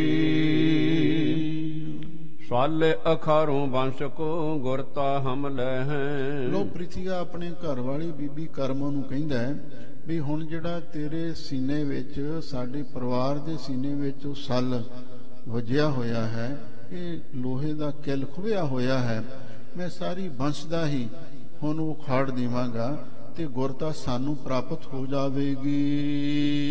ਦੇਸ਼ ਵਿਦੇਸ਼ਨ ਸਗਲ ਤੇ ਪੂਜਾ ਕਰਵਾਏ ਹੈ। ਲੋ ਦੇਸ਼ਾਂ ਵਿਦੇਸ਼ਾਂ ਵਿੱਚ ਜਿੱਥੇ ਵੀ ਗੁਰੂ ਨਾਨਕ ਦੇ ਸਿੱਖ ਵਸਦੇ ਨੇ ਉਹਨਾਂ ਤੋਂ ਆਪਾਂ ਸਾਰੇ ਪੂਜਾ ਕਰਵਾਵਾਂਗੇ। ਵੇਦੀ ਤੇਹਣ ਬੰਸ ਮੈਂ ਭਲਿਆਨ ਕਹਿ ਨਾਹੀ। ਜਿਹੜੀ ਹੁਣ ਗੁਰੂ ਨਾਨਕ ਸਾਹਿਬ ਦੀ ਗੱਦੀ ਹੈ, ਨਾ ਤੇ ਬੇਦੀਆਂ ਦੇ ਵਿੱਚ ਰਹੀ ਹੈ, ਨਾ ਤੇਹਣ ਗੁਰੂ ਅੰਗਦ ਦੇਵ ਮਹਾਰਾਜ ਦੀ ਕੋਲ ਸੀ ਤੇ ਨਾ ਹੀ ਭੱਲਿਆਂ ਦੇ ਕੋਲ ਹੈ। ਗੁਰਤਾ ਸੋਢਨ ਕੇ ਅਹੈ ਹਮ ਤੀਨੋਂ ਮਾਹੀ। ਹੁਣ ਇਹ ਗੁਰਤਾ ਗੱਦੀ ਗੁਰੂ ਨਾਨਕ ਦਾ ਤਖਤ ਇਹ ਸੋਢੀਆਂ ਦੇ ਪਾਸ ਆ ਗਏ ਹੈ ਤੇ ਹੁਣ ਅਸੀਂ ਤਿੰਨ ਭਰਾ ਹਾਂ, ਸਾਡੇ ਤਿੰਨਾਂ ਵਿੱਚੋਂ ਇੱਕ ਗੁਰੂ ਬਣੇਗਾ। ਮਹਾਦੇਵ ਭੋੜੋ ਅਹੈ ਨਹਿ ਚਾਹ ਕਰੰਤ। ਪ੍ਰਿਥੀਆ ਬੀਬੀ ਕਰਮੋ ਨੂੰ ਕਹਿੰਦਾ, ਜਿਹੜਾ ਮਹਾਦੇਵ ਹੈ ਨਾ ਮੇਥੋਂ ਛੋਟਾ, ਗੁਰੂ ਅਰਜਨ ਦੇਵ ਮਹਾਰਾਜ ਦੇ ਨਾਲੋਂ ਵੱਡਾ ਵਿਚਕਾਰਲਾ ਭਰਾ ਮਹਾਦੇਵ ਸੀ, ਉਹ ਤੇ ਭੋਲਾ ਹੈ, ਉਹ ਤੇ ਇਹੋ ਜੀ ਕੋਈ ਇੱਛਾ ਰੱਖਦਾ ਹੀ ਨਹੀਂ ਹੈ। ਅਰਜਨ ਹੋਏ ਬਿਨ ਪੁੱਤਰ ਤੇ ਅਦ ਕੈ ਦੁਖਵੰਤ। ਤੇ ਗੁਰੂ ਅਰਜਨ ਦੇਵ ਮਹਾਰਾਜ ਦੇ ਘਰੇ ਜਦੋਂ ਸਾਹਿਬ ਜ਼ਿਆਦਾ ਨਹੀਂ ਰਵੇਗਾ, ਕਿ ਗੁਰੂ ਹਰਗੋਬਿੰਦ ਸਾਹਿਬ ਮਹਾਰਾਜ ਦੇ ਬਾਰੇ ਬੁਰਾ ਸੋਚਦੇ ਨੇ, ਉਹ ਵੀ ਬੜੇ ਦੁਖੀ ਪਰੇਸ਼ਾਨ ਹੋ ਜਾਣਗੇ। ਬੈਸ ਬੀਤੇ ਤਨ ਬਿਨ ਸਹਵੈ ਇਸ ਥਿਰ ਨ ਹੈ ਕੋਈ। ਕਿਉਂਕਿ ਉਮਰ ਬੀਤਣ ਦੇ ਨਾਲ ਉਹਨਾਂ ਦਾ ਸਰੀਰ ਵੀ ਨਾਸ ਹੋ ਜਾਵੇਗਾ, ਕਿਉਂਕਿ ਸੰਸਾਰ ਵਿੱਚ ਜੋ ਵੀ ਆਇਆ ਹੈ ਉਹ ਹਮੇਸ਼ਾ ਸਿਰ ਰਹਿੰਦਾ ਨਹੀਂ ਹੈ। ਹੁਣ ਹਮ ਹੀ ਗੁਰ ਹੋਵਾਂਗੇ ਕੋ ਦੁਤੀਆ ਨਾ ਹੋਈ। ਫੇਰ ਤੇ ਪ੍ਰਿਥੀਆ ਕਹਿੰਦਾ ਆਪਾਂ ਹੀ ਗੁਰੂ ਬਣਾਂਗੇ ਨਾ, ਸਾਡੀ ਸੰਤਾਨ ਗੁਰੂ ਬਣੇਗੀ, ਹੋਰ ਤੇ ਕੋਈ ਗੁਰੂ ਬਣ ਨਹੀਂ ਸਕਦਾ। ਤਜੋ ਚਿੰਤ ਔਰ ਹਰਖ ਧਰ ਲਖ ਸੱਚ ਮਮ ਬਾਣੀ। ਤੂੰ ਚਿੰਤਾ ਛੱਡ ਤੇ ਆਪਣੇ ਹਿਰਦੇ ਵਿੱਚ ਖੁਸ਼ੀ ਧਾਰਨ ਕਰ, ਜੋ ਮੈਂ ਕਹਿਣਾ ਬਿਲਕੁਲ ਸੱਚਾ ਜਾਣ। ਬਿਖ ਦਇ ਕਰ ਬਾਲ ਕਹ ਤੂੰ ਸਭ ਕੇ ਅਗਵਾਨੀ। ਦਿਲ ਦੀ ਗੱਲ ਘਰ ਵਾਲੀ ਨਾਲ ਸਾਂਝੀ ਕੀਤੀ ਹੈ, ਕਹਿੰਦਾ ਕੋਈ ਗੱਲ ਨਹੀਂ, ਹੁਣ ਸਾਹਿਬਜ਼ਾਦੇ ਨੂੰ ਗੁਰੂ ਹਰਗੋਬਿੰਦ ਸਾਹਿਬ ਮਹਾਰਾਜ ਨੂੰ ਜ਼ਹਿਰ ਦੇ ਕੇ ਮਾਰ ਦੇਵਾਂਗੇ ਤੇ ਸਭ ਦੇ ਅੱਗੇ ਦੇਖਦਿਆਂ ਪਤਾ ਵੀ ਨਹੀਂ ਲੱਗਣ ਦੇਵਾਂਗੇ। ਵਿਪਰ ਖਿਡਾਵਾ ਇੱਕ ਅਹੈ ਹਰ ਗੋਬਿੰਦ ਕੇਰਾ। ਕਰਮੋਂ ਕਹਿੰਦੀ ਉਹ ਕਿਵੇਂ ਹੋਵੇਗਾ, ਤੇ ਅੱਗੋਂ ਪ੍ਰਿਥੀਆ ਦੱਸਦਾ ਵੀ ਇੱਕ ਬਾਹਮਣ ਹੈ, ਉਹ ਹੈ ਗੁਰੂ ਕਾ ਖਿਡਾਵਾ। ਉਹ ਗੁਰੂ ਹਰਗੋਬਿੰਦ ਸਾਹਿਬ ਮਹਾਰਾਜ ਨੂੰ ਹਰ ਵੇਲੇ ਚੁੱਕਦਾ ਤੇ ਉਹਨਾਂ ਨੂੰ ਖਿਡਾਉਂਦਾ ਹੈ। ਦੇ ਕਰ ਦਰਬ ਲੁਭਾਏ ਹੂੰ ਮਨ ਹੈ ਬਚਨ ਮੇਰਾ। ਮੈਂ ਉਹਨੂੰ ਧਨ ਦੇ ਕੇ, ਲਾਲਚ ਦੇ ਕੇ ਆਪਣੇ ਮਗਰ ਲਾਵਾਂਗਾ, ਗੁੰਮਰਾਹ ਕਰਾਂਗਾ ਤੇ ਉਹ ਮੇਰਾ ਬਚਨ ਜ਼ਰੂਰ ਮੰਨ ਲਵੇਗਾ। ਸੁਣ ਕਰਮ ਇਸ ਯਤਨ ਕੋ ਜਾਣਿਓ ਹੱਥ ਹੋਵੇ। ਸੁਣ ਕੇ ਬੀਬੀ ਕਰਮੋਂ ਬੜੀ ਖੁਸ਼ ਹੋਈ, ਕਹਿੰਦੇ ਹਾਂ ਵੀ ਹੁਣ ਇਹ ਸਲ ਸਾਡਾ ਨਿਕਲ ਜਾਵੇਗਾ, ਸਾਹਿਬਜ਼ਾਦਾ ਸ਼ਹੀਦ ਹੋ ਜਾਵੇਗਾ। ਸਾਲਰ ਦੇ ਚਿਰੰਕਾਲ ਕੋ ਇਸ ਬਿਦ ਤੇ ਖੋਵੈ। ਬਹੁਤ ਵਧੀਆ ਗੱਲ ਹੈ, ਜਿਹੜੇ ਸਾਡੇ ਸੀਨੇ ਵਿੱਚ ਲੋਹੇ ਦਾ ਕਿਲ ਗੱਡਿਆ ਹੋਇਆ ਨਾ, ਤੇ ਇਸ ਤਰ੍ਹਾਂ ਇਹ ਨਾਸ ਹੋ ਜਾਵੇਗਾ। ਕਰ ਮਸਲਤ ਮੋਦ ਤੇ ਉਠੇ ਹਰ ਚਿੰਤ ਮਹਾਨੀ। ਦੋਵੇਂ ਪਤੀ ਸਤੀ ਮੀਆਂ ਬੀਬੀ ਸਲਾਹ ਕਰਕੇ ਖੁਸ਼ ਹੋ ਕੇ ਉੱਠੇ ਨੇ, ਤੇ ਹੁਣ ਸਾਰੀ ਚਿੰਤਾ ਇੱਕ ਵਾਰੀ ਮੁਕਾ ਦਿੱਤੀ। ਜਾਣਿਓ ਕਾਰਜ ਹੋਏ ਗਇਓ ਹਰ ਗੋਬਿੰਦ ਹਾਨੀ। ਲੋ ਇਹਨਾਂ ਨੇ ਇਹ ਸਮਝ ਲਿਆ ਵੀ ਹੁਣ ਸਾਡਾ ਕੰਮ ਹੋ ਹੀ ਗਿਆ, ਤੇ ਸਾਹਿਬਜ਼ਾਦਾ ਗੁਰੂ ਹਰਗੋਬਿੰਦ ਸਾਹਿਬ ਮਹਾਰਾਜ ਦੁਨੀਆ 'ਚ ਨਹੀਂ ਰਹਿਣਗੇ। ਇੱਕ ਦੋ ਦਿਨ ਬੀਤੇ ਜਬ ਇਹ ਕੁਛ ਅਵਸਰ ਪਾਇਓ। ਲੋਕ ਕਵੀ ਜੀ ਲਿਖਦੇ ਨੇ ਜਦੋਂ ਇੱਕ ਦੋ ਦਿਨ ਬੀਤ ਗਏ ਨੇ ਨਾ, ਤੇ ਕੁਛ ਸਮਾਂ ਪਾ ਕੇ ਪਰੀ ਰਾਤ ਪਠ ਦਾਸ ਕੋ ਸੋ ਵਿਪਰ ਬੁਲਾਇਓ। ਇਹ ਪ੍ਰਿਥਵੀ ਨੇ ਘਰ ਵੀ ਤਾਂ ਨੇੜੇ ਨੇੜੇ ਹੋਣਗੇ, ਜਦੋਂ ਰਾਤ ਪਈ ਨਾ ਆਪਣਾ ਸੇਵਾਦਾਰ ਭੇਜ ਕੇ ਖੜਾਵੇ ਬ੍ਰਾਹਮਣ ਨੂੰ ਸੱਦ ਲਿਆ। ਸਨਮਾਨਿਓ ਮ੍ਰਿਤ ਬੈਨ ਤੇ ਨਿਜ ਨਿਕਟ ਬਿਠਾਇਓ। ਬੜੇ ਮਿੱਠੇ ਬਚਨ ਬੋਲ ਕੇ ਉਸ ਬ੍ਰਾਹਮਣ ਦਾ ਸਤਿਕਾਰ ਕੀਤਾ, ਤੇ ਆਪਦੇ ਕੋਲੇ ਕਹਿੰਦਾ ਮੇਰੇ ਕੋਲੇ ਆ ਕੇ ਬੈਠ, ਕੋਲੇ ਮੰਜੇ ਤੇ ਬਿਠਾ ਲਿਆ। ਸ਼ੁਭ ਸੁਭਾਵ ਤੇਰੋ ਅਹੈ ਹਮਰੇ ਔਰ ਪਾਇਓ। ਤੇ ਪਹਿਲਾਂ ਪ੍ਰਿਥਵੀ ਨੇ ਉਹਦੀ ਖੁਸ਼ਾਮਦ ਕੀਤੀ, ਕਹਿੰਦਾ ਤੇਰਾ ਬੜਾ ਵਧੀਆ ਸੁਭਾਅ ਹੈ, ਬੜਾ ਨਿੱਘਾ ਸੁਭਾਅ ਹੈ, ਬੜਾ ਸ਼੍ਰੀ ਜ਼ੁਬਾਨ ਦਾ ਹੈ, ਤੇ ਮੇਰੇ ਮਨ ਨੂੰ ਬਹੁਤ ਚੰਗਾ ਲੱਗਦਾ। ਹਮ ਦੇਖਤ ਹੈ ਨਿਤ ਪ੍ਰਤ ਬਹੁ ਸੇਵ ਕਰੰਤ। ਪ੍ਰਿਥਵੀ ਕਹਿੰਦਾ ਮੈਂ ਰੋਜ਼ ਵੇਖਦਾ ਹਾਂ ਤੂੰ ਗੁਰੂ ਘਰ ਦੇ ਵਿੱਚ ਬਹੁਤ ਪਿਆਰ ਦੇ ਨਾਲ ਸੇਵਾ ਕਰ ਰਿਹਾ ਹੈ। ਰਾਤ ਦਿਵਸ ਵਿਚਰਤ ਰਹੇ ਇਤਿ ਉਤ ਹਿਤਵੰਤ। ਤੇ ਦਿਨ ਰਾਤ ਤੂੰ ਇਧਰ ਉਧਰ ਤੁਰਿਆ ਹੀ ਫਿਰਦਾ, ਭੱਜਿਆ ਹੀ ਫਿਰਦਾ ਹੈ, ਤੇ ਬੜਾ ਗੁਰੂ ਘਰ ਦੇ ਨਾਲ ਪ੍ਰੇਮ ਵੀ ਰੱਖਦਾ ਹੈ। ਤੋਹੇ ਰਾਖ ਬੇ ਪਾਸ ਕੋ ਚਿਤ ਚਾਹਤ ਹਮਾਰੋ। ਕਹਿੰਦਾ ਮੇਰਾ ਚਿੱਤ ਚਾਹੁੰਦਾ ਹੈ ਵੀ ਮੈਂ ਤੈਨੂੰ ਆਪਣੇ ਪਾਸ ਰੱਖਾਂ, ਤੇ ਤੂੰ ਮੇਰੇ ਘਰ ਦੇ ਵਿੱਚ ਰਹਿ, ਤੇ ਮੈਂ ਹਰ ਤਰ੍ਹਾਂ ਤੈਨੂੰ ਸੁੱਖ ਸਹੂਲਤ ਦੇਵਾਂਗਾ। ਕਰਵਾਵਹਿ ਗੁਜਰਾਨ ਕੋ ਨਿਤ ਰਖਹਿ ਸੁਖਾਰੋ। ਜੇ ਤੂੰ ਸਾਡੇ ਪਾਸ ਆ ਜਾਵੇਂ ਤੈਨੂੰ ਬੜਾ ਸੌਖਾ ਰੱਖਾਂਗੇ, ਤੇ ਤੇਰੇ ਪਰਿਵਾਰ ਦਾ ਗੁਜ਼ਾਰਾ ਵੀ ਵਧੀਆ ਤੈਨੂੰ ਦੇਵਾਂਗੇ। ਸ਼੍ਰੀ ਅਰਜਨ ਤੁਸ਼ ਦੇਤ ਹੈ ਠਾਨੇ ਬੜ ਸੇਵਾ। ਪਰ ਮੈਂ ਇਹ ਸੋਚਦਾ ਹਾਂ ਵੀ ਸੇਵਾ ਤੇ ਬਹੁਤ ਵੱਡੀ ਕਰ ਰਹੇ ਹਾਂ, ਬੜੀ ਘਾਲਣਾ ਘਾਲਦਾ, ਪਰ ਗੁਰੂ ਅਰਜਨ ਦੇਵ ਮਹਾਰਾਜ ਤੈਨੂੰ ਜਿਹੜਾ ਮੁਆਵਜ਼ਾ ਹੈ ਉਹ ਬਹੁਤ ਘੱਟ ਹੀ ਦਿੰਦੇ ਹਨ। ਨਹ ਪਰਖਤ ਤੁਝ ਕਿਰਤ ਕੋ ਹਮ ਜਾਣਹਿ ਭੇਵਾ। ਉਹ ਤੇਰੀ ਕਿਰਤ ਨੂੰ ਸਮਝਦੇ ਨਹੀਂ, ਪਰਖਦੇ ਨਹੀਂ, ਉਹ ਇਸ ਭੇਦ ਨੂੰ ਨਹੀਂ ਜਾਣਦੇ। ਜਿੰਨੀ ਤੂੰ ਮਿਹਨਤ ਕਰਦਾ, ਜਿੰਨੀ ਤੂੰ ਸੇਵਾ ਕਰਦਾ, ਉਹਦੇ ਮੁਤਾਬਕ ਤੈਨੂੰ ਤਨਖਾਹ ਤੇ ਤੈਨੂੰ ਵਜੀਫਾ ਨਹੀਂ ਮਿਲਦਾ। ਵਿਪਰ ਭਨਿਓ ਸੁਨ ਗੁਰੂ ਜੀ ਚਾਹਤ ਗੁਜਰਨ। ਅੱਗੋਂ ਬ੍ਰਾਹਮਣ ਕਹਿਣ ਲੱਗਾ ਪ੍ਰਿਥਵੀ ਨੂੰ, ਕਿਉਂਕਿ ਜਿਹੜੇ ਇਹਦੇ ਚੇਲੇ ਸੀ ਉਹਨੂੰ ਗੁਰੂ ਜੀ ਕਹਿੰਦੇ ਸੀ, ਪ੍ਰਿਥਵੀ ਨੂੰ ਕਹਿੰਦਾ ਗੁਰੂ ਜੀ ਮੈਂ ਵੀ ਆਪਣਾ ਅੱਛਾ ਗੁਜ਼ਾਰਾ ਚਾਹੁੰਦਾ ਹਾਂ। ਜੋ ਕਛ ਕਹੈ ਕਾਰਜ ਕਰੋ ਆਲਸ ਬਿਸਰਨ। ਤੁਸੀਂ ਜੋ ਵੀ ਮੈਨੂੰ ਆਖੋ ਮੈਂ ਉਹ ਕੰਮ ਕਰਨ ਲਈ ਤਿਆਰ ਹਾਂ, ਬਿਨਾਂ ਆਲਸ ਤੋਂ ਬਹੁਤ ਛੇਤੀ ਮੈਂ ਉਹ ਕੰਮ ਕਰਾਂਗਾ। ਅਪਰਥਾਨ ਨਹਿ ਜੀਵ ਕਾ ਮੈਂ ਭਇਓ ਖਿਡਾਵਾ। ਕਿਉਂਕਿ ਮੈਂ ਗੁਰੂ ਘਰ ਦਾ ਹੀ ਸੇਵਾਦਾਰ ਹਾਂ, ਹੋਰ ਥਾਂ ਤੇ ਮੇਰਾ ਗੁਜ਼ਾਰਾ ਨਹੀਂ ਚੱਲ ਸਕਦਾ। ਜਾਗਰਤ ਰਾਖਾਂ ਗੋਦ ਮਹਿ ਬਹੁ ਕਰ ਪਰਚਾਵਾ। ਜਾਗਦੇ ਨੇ ਸਾਹਿਬਜ਼ਾਦਾ ਗੁਰੂ ਹਰਗੋਬਿੰਦ ਸਾਹਿਬ ਮਹਾਰਾਜ, ਮੈਂ ਉਹਨਾਂ ਨੂੰ ਗੋਦੀ ਚੱਕੀ ਰੱਖਦਾ, ਤੇ ਬੜਾ ਉਹਨਾਂ ਦਾ ਦਿਲ ਪਰਚਾਵਾ ਕਰਦਾ ਹਾਂ। ਖੜੋ ਫਿਰਤ ਹਉ ਸਦਨ ਮਹਿ ਜੰਗਾਂ ਥੱਕ ਜਾਏ ਹੈ। ਉਹ ਬ੍ਰਾਹਮਣ ਕਹਿੰਦਾ ਵੀ ਮੈਂ ਸਾਰਾ ਦਿਨ ਖੜਾ ਹੀ ਰਹਿਣਾ, ਤੇ ਜਾਂ ਘਰ ਦੇ ਵਿੱਚ ਇੱਧਰ ਉੱਧਰ ਉਹਨਾਂ ਨੂੰ ਚੱਕਰ ਗੇੜੇ ਦਵਾਉਂਦਾ ਰਹਿਣਾ, ਤੇ ਕਈ ਵਾਰ ਖੜੇ ਖੜੇ ਦੀਆਂ ਲੱਤਾਂ ਵੀ ਥੱਕ ਜਾਂਦੀਆਂ ਹਨ। ਰਾਖਤ ਉਰਦ ਉਠਾਏ ਕਹਿ ਨਹਿ ਬੈਠਣ ਦੇ ਹੈ। ਕਿਉਂਕਿ ਸਾਹਿਬਜ਼ਾਦਾ ਬੜਾ ਹਠੀ ਹੈ, ਉਹ ਮੈਨੂੰ ਬਹਿਣ ਨਹੀਂ ਦਿੰਦਾ। ਜਿਵੇਂ ਬੱਚਿਆਂ ਦਾ ਸੁਭਾਅ ਹੁੰਦਾ, ਉਹ ਕਹਿੰਦੇ ਮੈਨੂੰ ਲੈ ਕੇ ਬਾਹਰ ਜਾਓ, ਤੇ ਮੈਂ ਉਹਨਾਂ ਨੂੰ ਉੱਪਰ ਚੁੱਕ ਹੀ ਗੋਦੀ ਇੱਧਰ ਉੱਧਰ ਲੈ ਕੇ ਫਿਰਦਾ ਰਹਿਣਾ। ਦੀਰਘ ਥੂਲ ਸਰੀਰ ਹੈ ਜਿਸ ਭਾਰ ਕਨੇਰਾ। ਸਾਹਿਬਜ਼ਾਦੇ ਦਾ ਸਰੀਰ ਬਹੁਤ ਮੋਟਾ ਹੈ, ਕਈ ਬੱਚਿਆਂ ਦੀ ਸਿਹਤ ਜ਼ਿਆਦਾ ਰਿਸ਼ਟ ਪੁਸ਼ਟ ਹੁੰਦੀ ਹੈ, ਤੇ ਗੁਰੂ ਹਰਗੋਬਿੰਦ ਸਾਹਿਬ ਮਹਾਰਾਜ ਦਾ ਢੀਲ ਡੌਲ ਕੱਦ ਆਮ ਨਾਲੋਂ ਵਧੇਰੇ ਸੀ, ਤੇ ਸਰੀਰ ਭਾਰੀ ਸੀ, ਤੇ ਬਹੁਤ ਜ਼ਿਆਦਾ ਭਾਰ ਹੈ। ਕਰੋ ਖਿਲਾ ਮਨ ਗੋਦ ਲੈ ਪਰਚਾਏ ਵਡੇਰਾ। ਤੇ ਮੈਂ ਉਹਨਾਂ ਨੂੰ ਗੋਦੀ ਵਿੱਚ ਲੈ ਕੇ ਉਹਨਾਂ ਨੂੰ ਖਿਡਾਉਣਾ ਹਾਂ, ਤੇ ਬੜਾ ਉਹਨਾਂ ਨੂੰ ਪਰਚਾਉਂਦਾ ਰਹਿਣਾ ਹਾਂ। ਅਪਰਨ ਟਿਗ ਨਹਿ ਜਾਤ ਹੈ ਰਹੇ ਕੋਸ਼ਰ ਮੇਰੀ। ਬੱਚਿਆਂ ਦਾ ਸੁਭਾਅ ਹੁੰਦਾ, ਉਹ ਮੇਰੇ ਕੋਲੇ ਮੇਰੀ ਕੁਛੜ 'ਚ ਹੀ ਰਹਿੰਦੇ ਨੇ, ਹੋਰ ਕਿਸੇ ਪਾਸ ਜਾਂਦੇ ਹੀ ਨਹੀਂ ਹਨ। ਸੁਖ ਸੋ ਰਾਖਤ ਖੇਲ ਤੇ ਜਾਤ ਨਾ ਕਿਤ ਓਰੀ। ਬੜੇ ਸੁਖ ਦੇ ਨਾਲ ਮੈਂ ਉਹਨਾਂ ਨੂੰ ਰੱਖਦਾ ਹਾਂ, ਤੇ ਖੁਸ਼ ਰੱਖਦਾ ਹਾਂ ਤੇ ਮੇਥੋਂ ਬਿਨਾ ਹੋਰ ਕਿਸੇ ਪਾਸੇ ਜਾਂਦੇ ਹੀ ਨਹੀਂ ਹਨ। ਪੁਨ ਪ੍ਰਿਥਿਆ ਕਹਿਬੇ ਲਗਿਓ ਕਾਰਜ ਇੱਕ ਮੇਰਾ।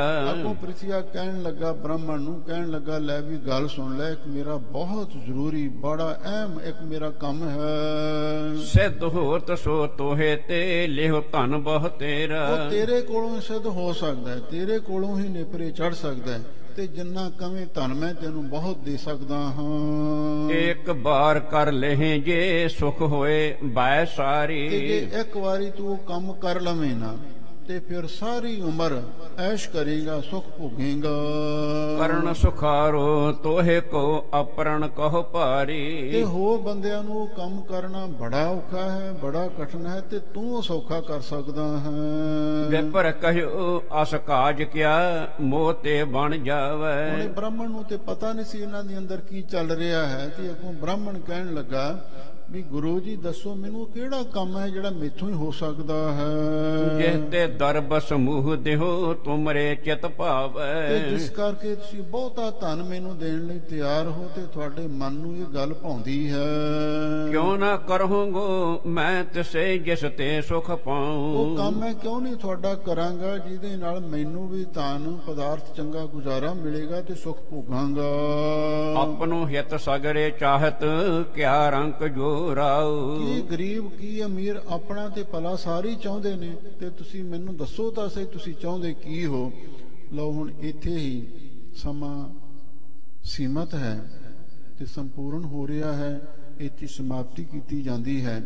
ਅਗਲਾ ਜਿਹੜਾ ਪ੍ਰਸੰਗ ਹੈ, ਹੁਣ 2 ਦਿਨ ਤੁਰਕੀ ਬਾਣੀ ਦੇ ਅਖੰਡ ਪ੍ਰਵਾਹ ਚੱਲਣੇ ਨੇ, ਤੇ 2 ਦਿਨ ਸੰਗਤਾਂ ਨੇ ਗੁਰੂ ਘਰ ਦੇ ਵਿੱਚ ਵੀ ਤੇ ਆਪਣੇ ਘਰਾਂ ਵਿੱਚ ਵੀ ਦੂਰ ਨੇੜੇ ਸਭ ਨੇ ਬੈਠ ਕੇ ਬਾਣੀ ਦਾ ਪਾਠ ਦਾ ਆਨੰਦ ਮਾਣਨਾ। 2 ਦਿਨ ਇਤਿਹਾਸ ਦੀ ਕਥਾ ਹੋਰ ਪ੍ਰੋਗਰਾਮ ਵਿੱਚ ਨਹੀਂ ਚੱਲਣਗੇ। ਤੇ ਹੁਣ ਕੱਲ ਨੂੰ 21, 22, 2 ਤਰੀਕ ਇਹ ਕਥਾ ਲੜੀਵਾਰ ਵੀ ਨਹੀਂ ਹੋਵੇਗੀ, ਤੇ ਫਿਰ 23 ਤਰੀਕ ਨੂੰ ਗੁਰੂ ਮਹਾਰਾਜ ਦਾ ਪ੍ਰਕਾਸ਼ ਪੁਰਬ ਹੈ। ਅੰਮ੍ਰਿਤ ਵੇਲੇ ਸ਼੍ਰੀ ਅਖੰਡ ਪਾਠ ਦੇ ਭੋਗ ਪਾਏ ਜਾਣਗੇ, ਦੀਵਾਨ ਸਜਣਗੇ, ਤੇ ਫਿਰ 23 ਤਰੀਕ ਨੂੰ ਇਹ ਅੱਗੇ ਕਥਾ ਹੋਵੇਗੀ ਤੇ ਗੁਰੂ ਮਹਾਰਾਜ ਦੇ ਪ੍ਰਕਾਸ਼ ਪੁਰਬ ਦੇ ਨਾਲ ਸੰਬੰਧਿਤ ਇਤਿਹਾਸਕ ਵਿਚਾਰਾਂ ਕੀਤੀਆਂ ਜਾਣਗੀਆਂ। ਸੋ ਸਾਰੀ ਸੰਗਤ ਦਾ ਬਹੁਤ ਬਹੁਤ ਧੰਨਵਾਦ। ਹੋਈਆਂ ਭੁੱਲਾਂ ਚੁੱਕਾਂ ਲਈ ਖਿਮਾ ਕਰਨਾ। ਕਿਉਂ ਨਾ ਕਰਹੂੰਗੋ ਮੈਂ ਤਿਸੈ ਜਿਸ ਤੇ ਸੁਖ ਪਾਉ। ਆਪਣੇ ਹਿਤ ਸਗਰੇ ਚਾਹਤ ਕਿਆ ਰੰਕ ਜੋ ਰਾਉ। ਵਾਹਿਗੁਰੂ ਜੀ ਕਾ ਖਾਲਸਾ, ਵਾਹਿਗੁਰੂ ਜੀ ਕੀ ਫਤਿਹ।